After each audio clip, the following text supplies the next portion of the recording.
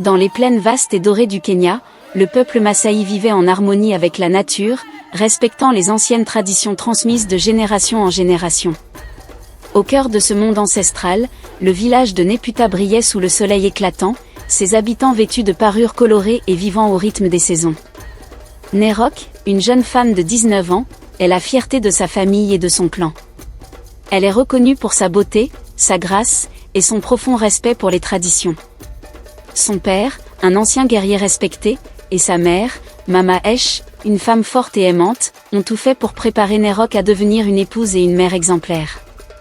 Depuis son enfance, Nerok a appris à honorer les coutumes de ses ancêtres, à respecter les esprits, et à comprendre l'importance de l'unité du clan. Un jour, une grande nouvelle se répandit dans le village. Le Meyan, un guerrier respecté de 25 ans, avait demandé la main de Nerok.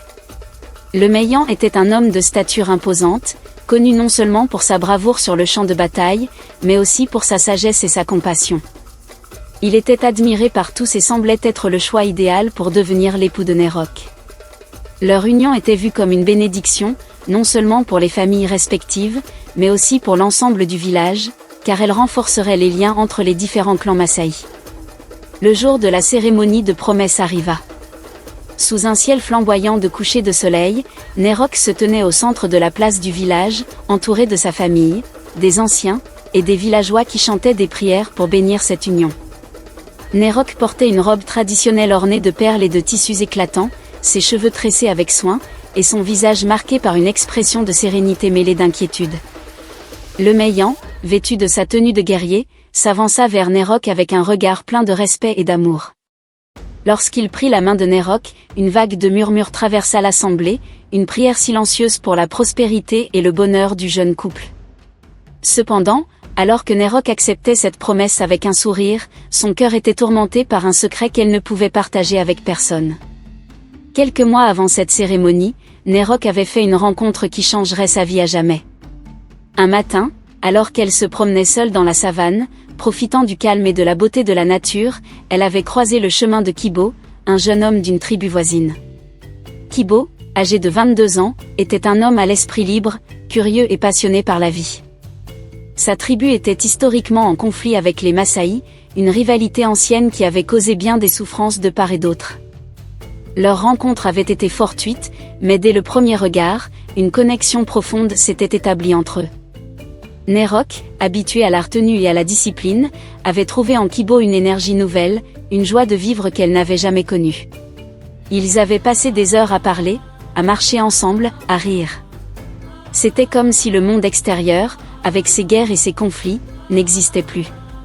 Les jours suivants, Nerok se trouvait de plus en plus attiré par Kibo, et leurs rencontres secrètes devinrent plus fréquentes. Chaque soir, sous le ciel étoilé, ils se retrouvaient près d'un grand baobab, un arbre sacré pour les deux tribus. Là, protégés par l'obscurité de la nuit, ils partageaient leurs rêves, leurs peurs, et finalement, leur amour. Mais cet amour était dangereux.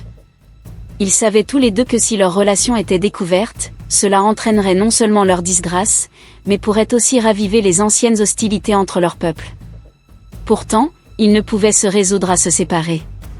Chaque jour sans se voir semblait un supplice, et chaque moment passé ensemble était un trésor.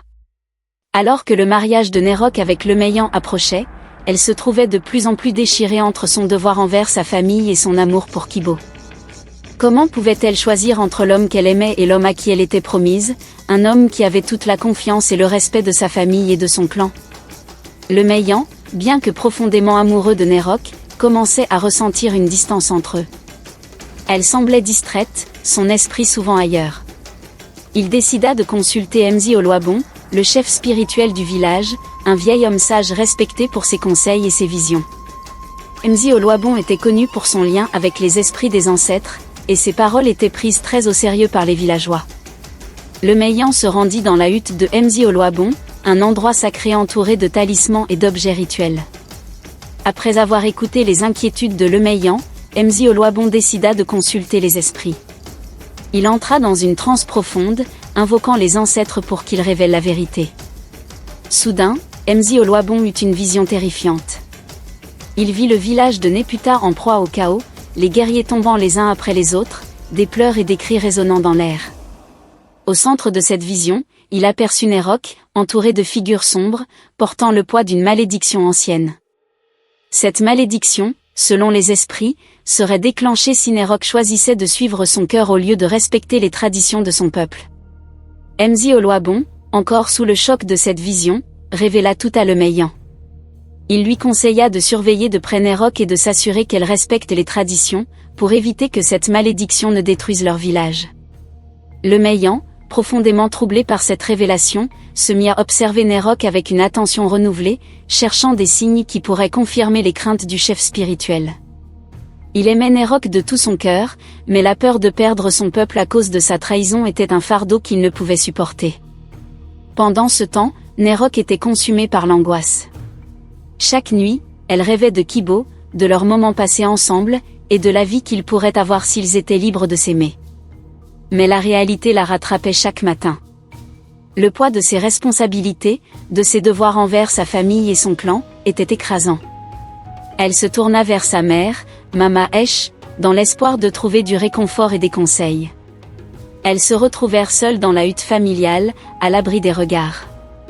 Nerok, d'une voix tremblante, confia à sa mère ses sentiments pour Kibo et son dilemme intérieur.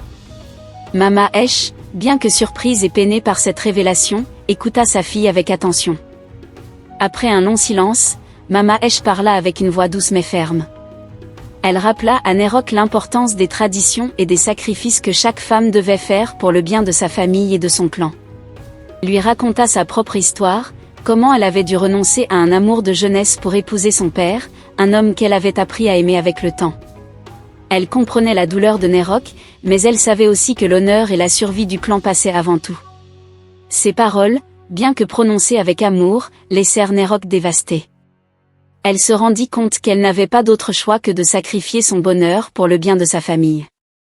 Elle savait que renoncer à Kibo serait l'épreuve la plus difficile de sa vie, mais elle ne pouvait pas condamner son peuple à la malédiction que Mzi Oluwabon avait entrevue. Le jour du mariage approchait, et Nerok se préparait mentalement à affronter son destin. Mais avant de tourner la page sur son amour interdit, elle décida de rencontrer Kibo une dernière fois. La veille du mariage, Nerok quitta le village en silence, se dirigeant vers le grand baobab où elle avait partagé tant de moments avec Kibo. La nuit était claire, les étoiles brillaient intensément, et le vent chaud portait avec lui les murmures des esprits anciens. Kibo l'attendait déjà, son visage illuminé par la lueur des étoiles. Ils se serrèrent dans les bras, sentant que c'était peut-être la dernière fois qu'ils pourraient être ensemble. Nerok, les larmes aux yeux, expliqua à Kibo qu'elle devait renoncer à leur amour pour protéger son peuple. Kibo, bien qu'attristé, comprenait la situation. Il savait que leur amour, bien qu'intense et pur, n'était pas fait pour durer dans un monde gouverné par les traditions et les obligations. Ils passèrent la nuit à parler, à se souvenir de chaque instant passé ensemble, à se promettre de ne jamais oublier ce qu'ils avaient partagé. Nerok se souvint de leur rire sous les étoiles, des promesses échangées au pied du baobab, et des rêves qu'ils avaient construits ensemble. Cependant, ce moment d'adieu fut brusquement interrompu par l'arrivée de Lemeillan, qui les avait suivis en secret. Le cœur de Nerok se serra lorsqu'elle aperçut le regard de Lemeillan, un mélange de douleur, de colère, et de trahison. Sans un mot, Lemeillan défia Kibo en duel, sous le regard horrifié de Nerok. Les deux hommes se préparèrent pour un combat féroce. Kibo, bien que n'étant pas un guerrier aguerri comme Lemeillan, était déterminé à défendre son amour pour Nerok. Lemeillan, quant à lui, était poussé par la rage et l'humiliation d'avoir été trahi par la femme qu'il aimait. Le combat fut brutal et sans merci.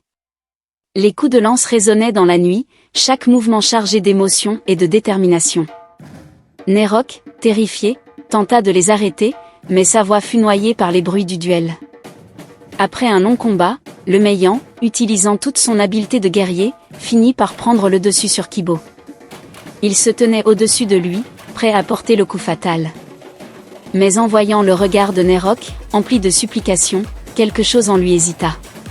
Au lieu de tuer Kibo, il baissa son arme et, dans un dernier acte de miséricorde, lui ordonna de quitter la région pour toujours. Kibo, blessé mais vivant, n'avait d'autre choix que d'accepter cette condition. Il regarda une dernière fois Nerok, puis s'enfuit dans l'obscurité de la nuit. Le lendemain, Néroc épousa le Maian dans une cérémonie sombre, loin de l'exubérance et de la joie attendue. Les chants et les danses traditionnelles semblaient dénués de leur vitalité habituelle, et une atmosphère lourde pesait sur le village. Néroc, bien qu'elle fût maintenant l'épouse de Lemaian, n'était plus que l'ombre d'elle-même. Son esprit était constamment hanté par les souvenirs de Kibo, de leur amour interdit et des sacrifices qu'ils avaient dû faire. Lemaian, bien qu'il ait obtenu la femme qu'il aimait, ne pouvait ignorer le fossé qui s'était creusé entre eux. Il ressentait une amertume grandissante, un mélange de déception et de tristesse qui le rongeait de l'intérieur. Il avait gagné le duel, mais il savait qu'il avait perdu quelque chose de bien plus précieux, l'amour sincère de Néroc.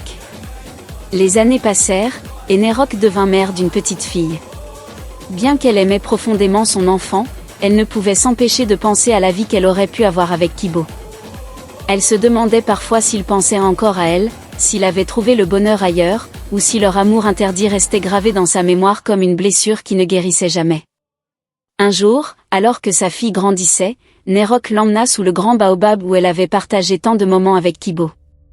Assise sous cet arbre sacré, elle raconta à sa fille l'histoire de son amour perdu, espérant que les générations futures pourraient vivre des amours libres de la malédiction des traditions et des conflits. L'histoire se termine sur un plan large de la savane, où le vent emporte les paroles de Néroc vers le ciel, là où résident les esprits des anciens, témoins éternels de son sacrifice. Néroc savait qu'elle avait fait ce qu'il fallait pour protéger son peuple, mais elle savait aussi que l'amour véritable ne mourrait jamais, même lorsqu'il était enterré sous le poids du devoir.